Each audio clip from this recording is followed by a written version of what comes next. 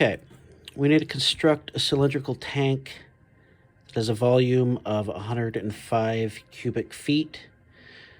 The material for the walls of the tank will cost $3 per square foot. The material of the top of the tank will cost $2 per square foot, and the material for the bottom of the tank costs $7 per square foot. We need to find the dimensions of the tank that will minimize the cost, and we need to find the minimum cost to make such a tank. I drew our tank right here. The volume, as you can see, is 105 cubic feet. That's one known value we have. And here's the formula for the volume of a tank. To do this, what we need to do is add the total cost of the walls plus the total cost of the top plus the total cost of the bottom. And that will give us our total cost. Basically what I did is I took our tank and I unrolled it like a carpet, and that way I can use an easy formula to get our square footage, our total square footage of the walls, and then multiply that by what it costs per square foot. And that formula is going to be length times height to get the total square footage. But in this case, in order to get our length from a cylinder, we unroll it like a carpet, and this circumference will then become a line, and that will be the length. But in order to get that value of the length, we use the circumference equation formula, which is 2 times pi times r.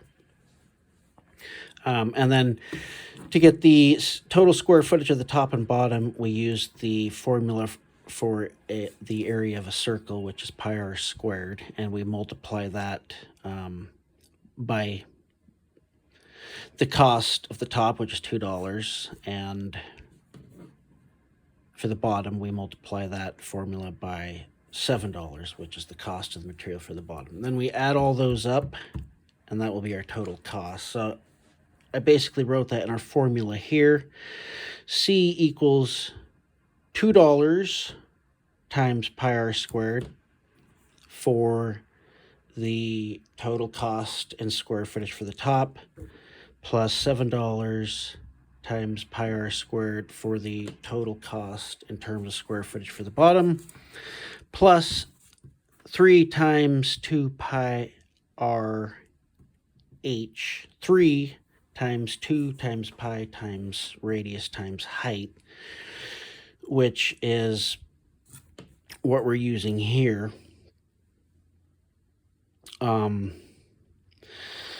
So that's our $3, and the reason why we're using this formula again is because our height times our length is what we use to get square footage, and instead of length, we're using 2 pi r, which is right here. 2 pi r, which is the same thing as length, times height. So we plug those in down here, and over here we don't know our radius anywhere, but we can find our height, and the way we find our height is by using our volume formula.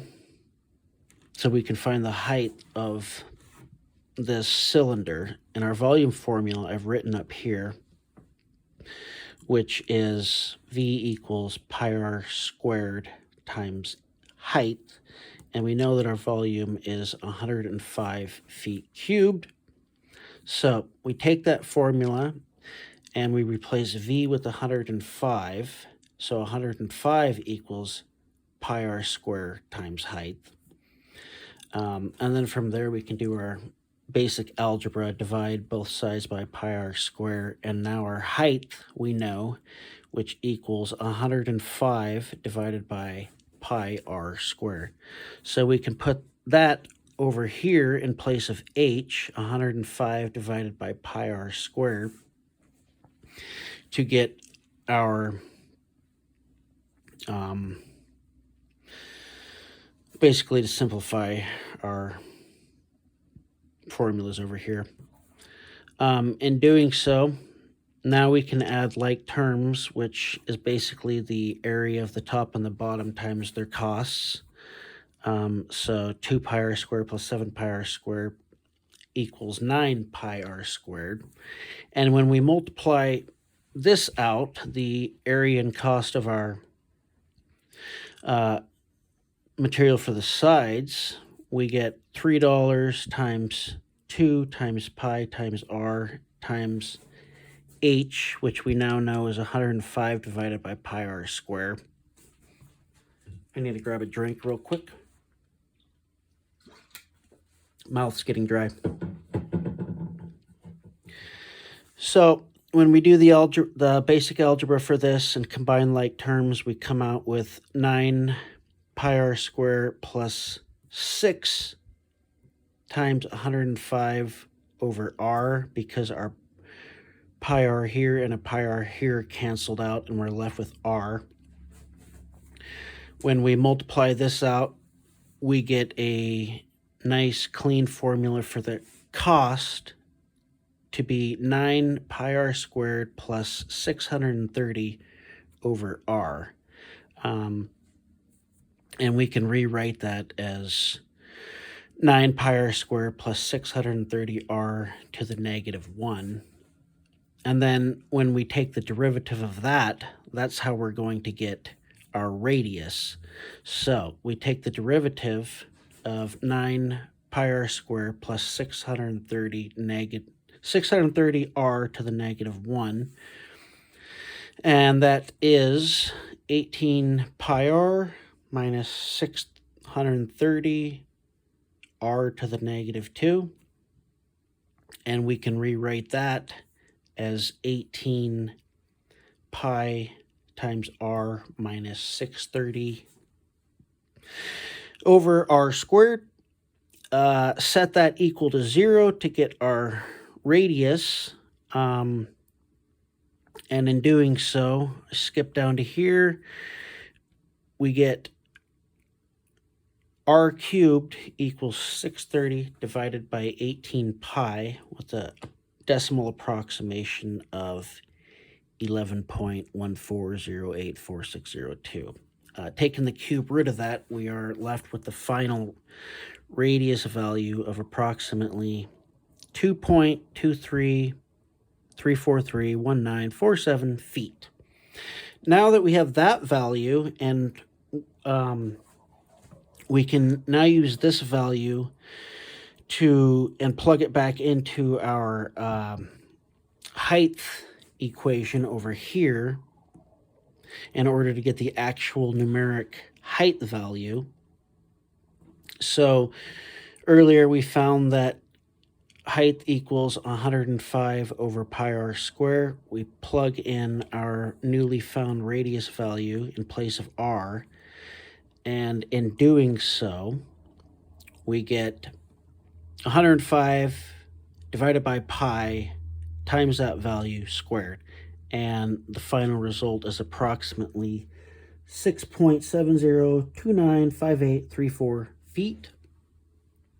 And those are going to be the values that, those are going to be the dimensions that will minimize the cost of this tank that needs to have a volume of 105 cubic feet, which I wrote right here. A tank with a height of 6.7003 feet and a radius of 2.2334 feet will minimize the cost, and I should have wrote, of a tank with a volume of 105 cubic feet.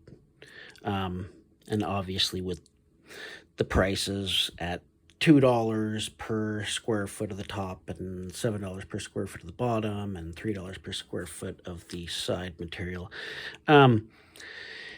So to get the minimum cost, I simply took those values that we just found of our radius and our height, those numeric values, and I put them back into our easiest, most simple to use version of our cost formula, which is 9 pi r squared plus 630 over r.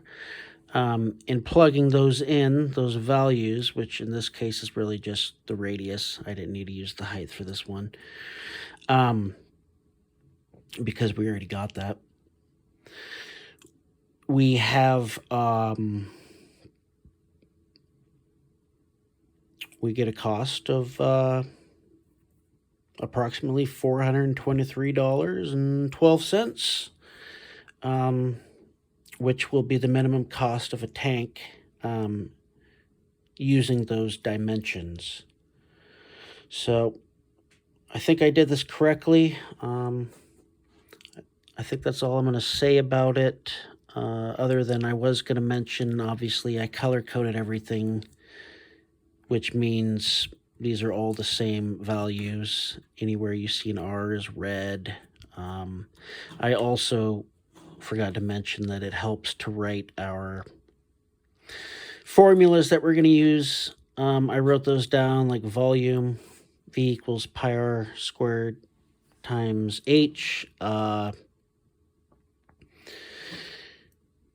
Let's see, what else do we got here? The area of the sides, which is going to be 2 times pi r H, which we talked about. Areas of the tops and the bottoms, we know that formula. And then I wrote my costs of all that down, and I kind of wrote my height, radius, and cost symbols here and color-coded them to, I don't know, all that stuff just kind of helps with me organize these types of problems. Anyways, that's all I'm going to say about this. So I think that is good.